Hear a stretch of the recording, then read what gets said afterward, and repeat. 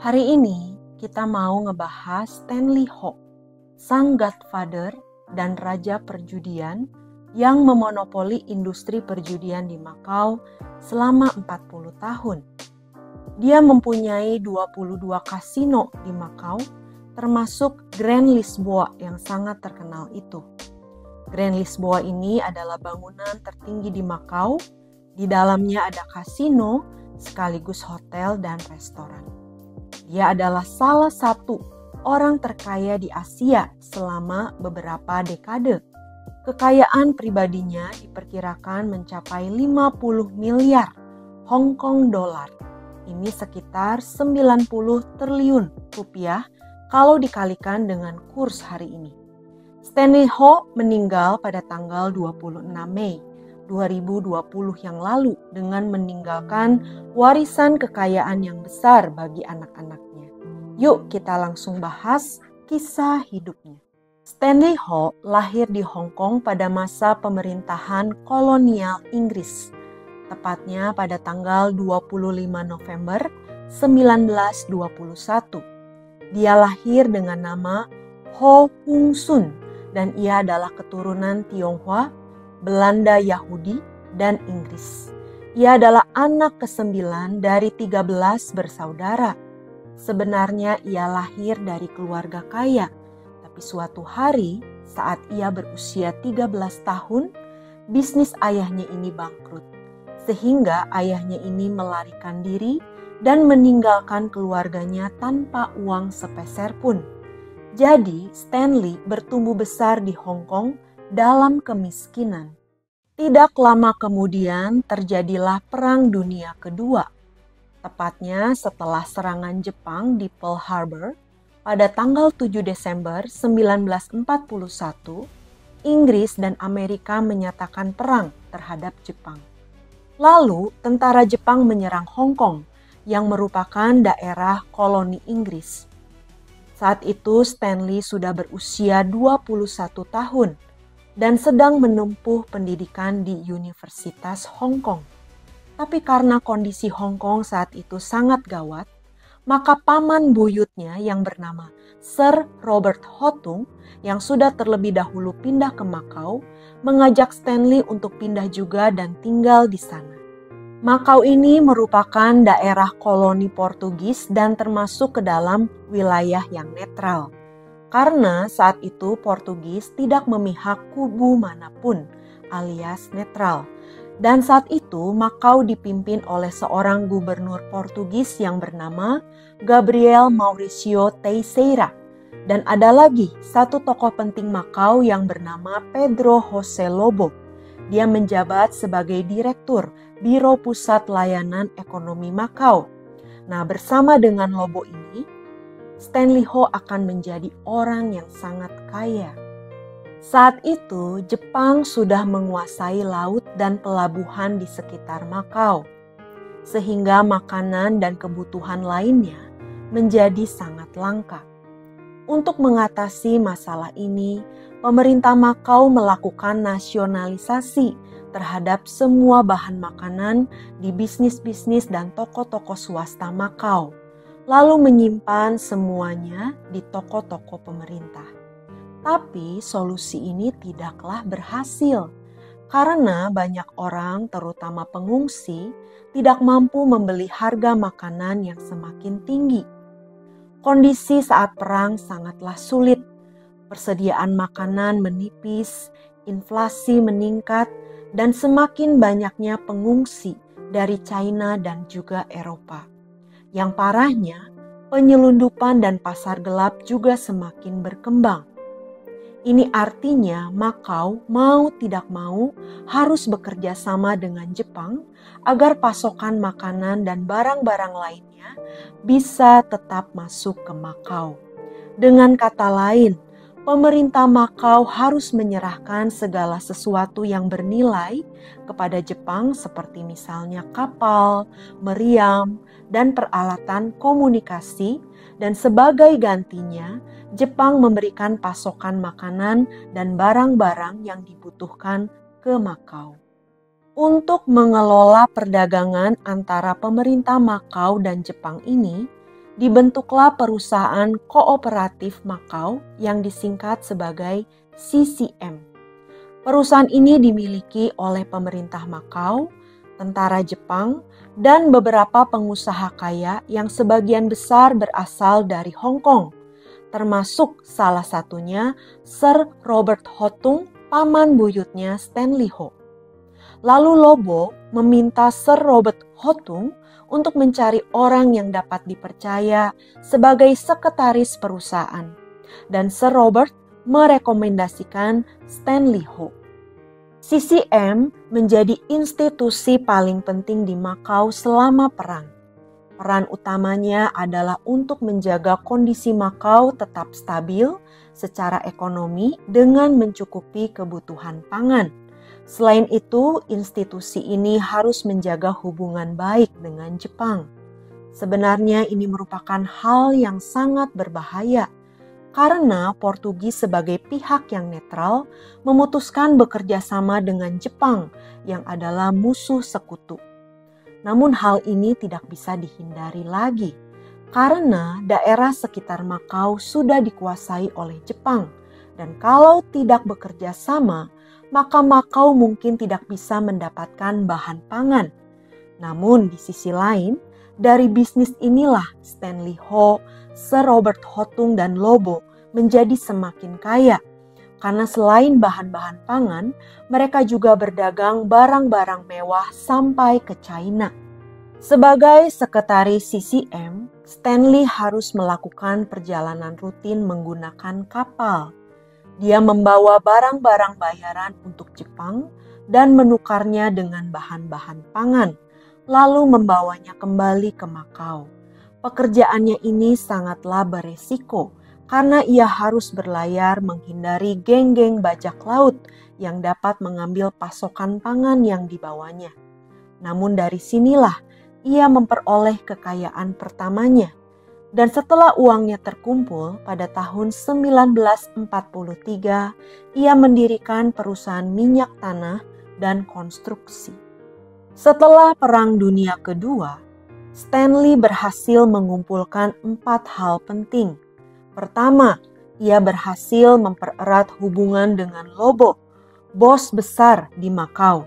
Kedua, pada tahun 1942, ia menikahi putri keluarga Portugis yang kaya dan mendapatkan perlindungan serta posisi sosial. Ketiga, ia berhasil mengumpulkan uang yang banyak dan menjadi jutawan pada usianya yang ke-24 tahun. Keempat, dia berhasil mendirikan bisnis beras, minyak tanah, dan konstruksi. Dalam sebuah buku, Stanley berkata bahwa ia menghasilkan banyak uang dari perang. Kita lanjut ya. Pada tahun 1961, ia bersama dengan mitra-mitra bisnis taipannya memenangkan tender untuk izin monopoli kasino di Makau.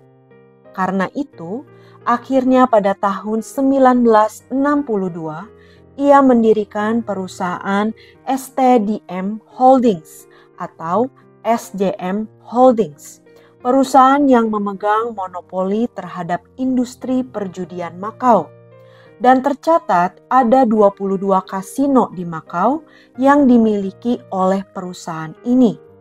Data ini per tahun 2019. Mungkin ke depannya bisa lebih banyak kasino lagi yang dibuka oleh perusahaan ini. Kasino pertamanya adalah Hotel Estoril. Ini adalah resor kasino mewah pertama di Makau dan yang paling terkenal adalah Lisboa Casino Hotel yang dibuka pada tahun 1970. Kerajaan judinya ini menyumbangkan 50% lebih dari penerimaan pajak yang diperoleh oleh pemerintahan Makau.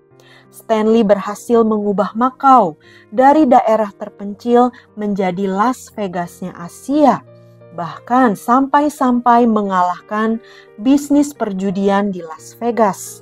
Namun ada fakta yang unik, walaupun dia pemilik bisnis kasino yang sukses, dia mengaku bahwa dia sendiri tidak gemar berjudi.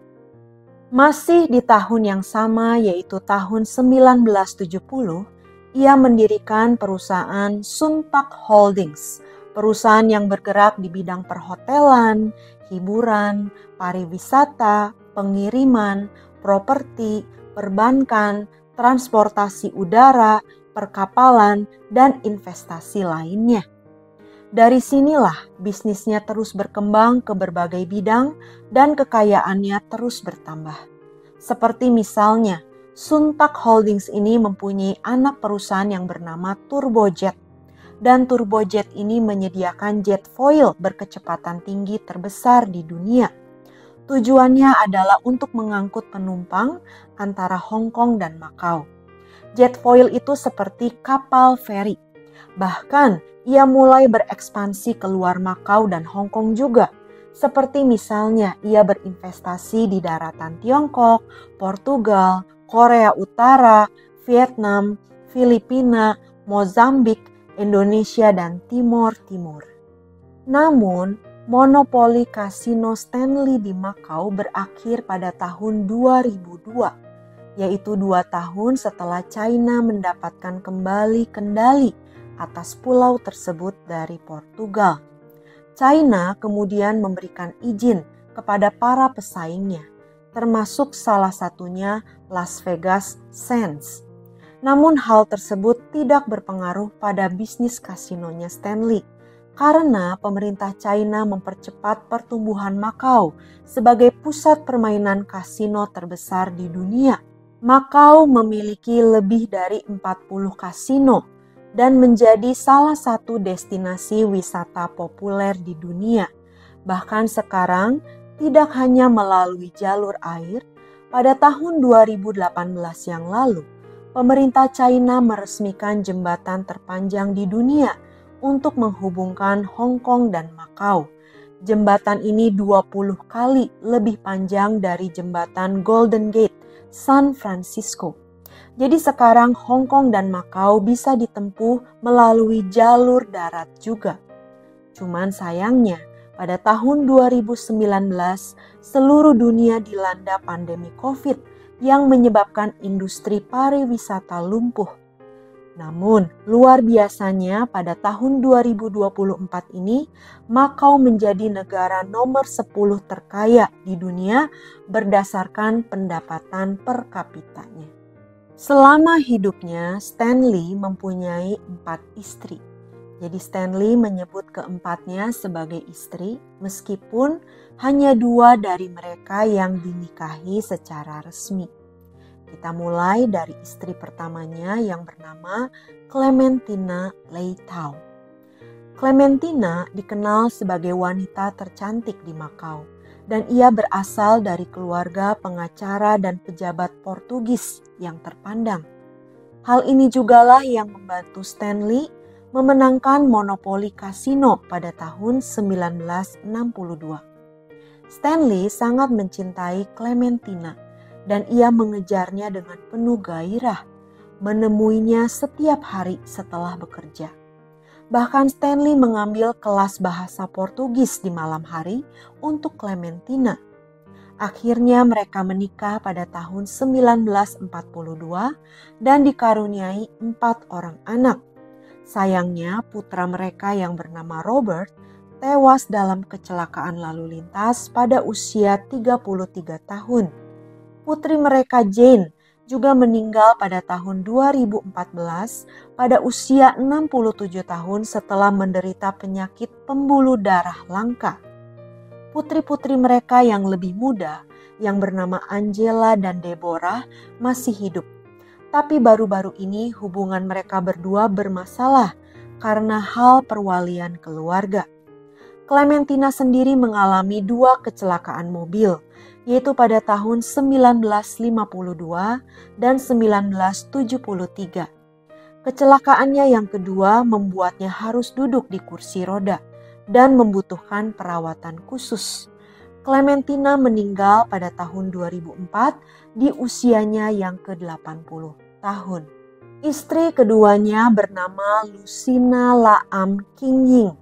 Stanley bertemu dengan Lucina di sebuah pesta dansa dan mereka menikah pada tahun 1957 saat Stanley masih menikah dengan Clementina, istri pertamanya. Saat itu praktek poligami masih diizinkan di Hong Kong karena mengikuti hukum dinasti Qing. Praktek ini barulah dilarang pada tahun 1971-nya. Namun Deborah, putri Stanley dari pernikahan pertamanya, berkata bahwa ibunya menjadi peminum berat dan juga perokok setelah Stanley menikah lagi. Ini menunjukkan bahwa Clementina sebenarnya tidak begitu senang dengan pernikahan tersebut. Kita kembali ke Lucina. Lucina sering menemani Stanley ke acara sosial dan amal. Mereka dikenal sebagai raja dan ratu dansa. Pernikahan Stanley dengan Lucina ini dikaruniai 5 orang anak, yaitu Pansy, Daisy, Macy, Lawrence, dan Josie. Dari 5 anaknya ini, hanya 4 pertama yang meneruskan bisnis ayah mereka, sedangkan Josie menjadi seorang penyanyi dan artis. Sekarang, Lucina sudah meninggal, tepatnya pada tanggal 11 Juni 2022 di Hong Kong. Jadi sekitar 2 tahun setelah kepergian Stanley, istrinya yang kedua ini berpulang juga. Istrinya yang ketiga bernama Ina Chan Un Chan. Ina Chan ini pada awalnya dipekerjakan sebagai perawat pribadinya Clementina pada tahun 70-an. Kita tadi udah bahas bahwa Clementina, istri pertamanya Stanley Ho ini kecelakaan dan membutuhkan perawatan khusus. Ternyata perawatnya adalah Ina Chan ini. Ada rumor yang beredar bahwa Clementina adalah orang yang berperan sebagai mak comblang antara Stanley dan Ina Chan. Tujuannya untuk memberi pelajaran kepada Lucina, istri keduanya Stanley.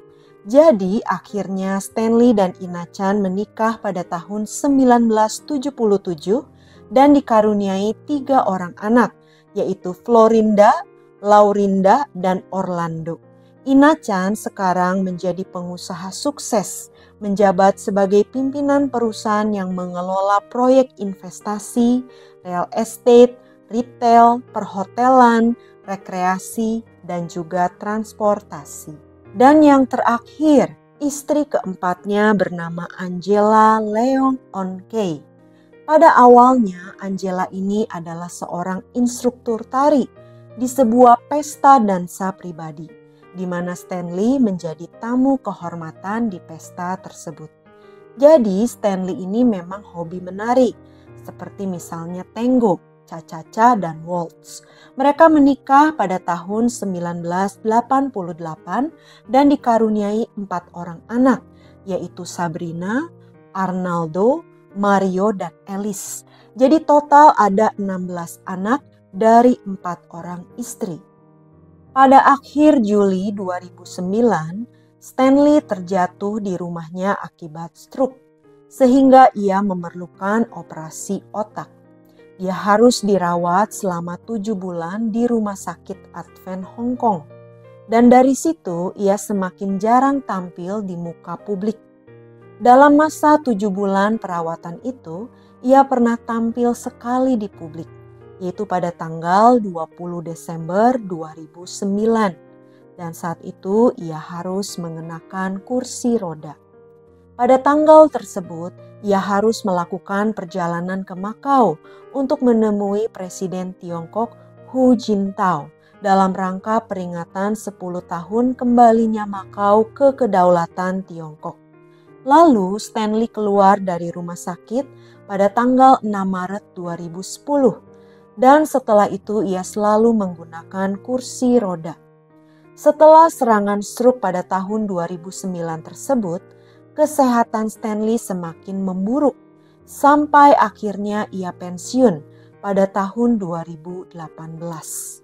Pada tanggal 25 Mei 2020, ia dilaporkan dalam kondisi kritis dan ia meninggal di Hong Kong Sanatorium and Hospital pada tanggal 26 Mei 2020-nya. sekitar pukul 1 siang waktu setempat di usianya yang ke-98 tahun.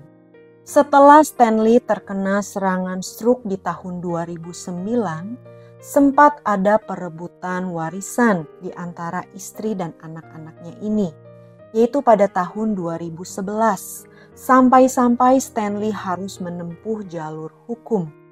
Peristiwa ini dikenal dengan nama sengketa Lansford. Intinya, keluarga istri kedua dan keluarga istri ketiga Stanley mengubah struktur kepemilikan saham di perusahaan Stanley. Padahal niat awal Stanley adalah membagi asetnya secara merata kepada keluarganya ini. Stanley berkata bahwa dia dibuat menandatangani dokumen-dokumen tanpa diberitahu sepenuhnya mengenai isinya. Sebelum kita tutup cerita hari ini, ada satu fakta menarik. Ternyata aktor legendaris Bruce Lee merupakan sepupu jauh dari Stanley Ho. Jadi kakeknya Bruce Lee, kakeknya Stanley Ho, dan Sir Robert Hotung, mereka bertiga itu kakak beradik. Sekarang Stanley sudah tiada, tapi namanya tetap dikenang sebagai Raja Perjudian Macau. Sekian cerita hari ini, dan semoga Family Seeker terhibur. Sampai jumpa di cerita berikutnya. Ciao!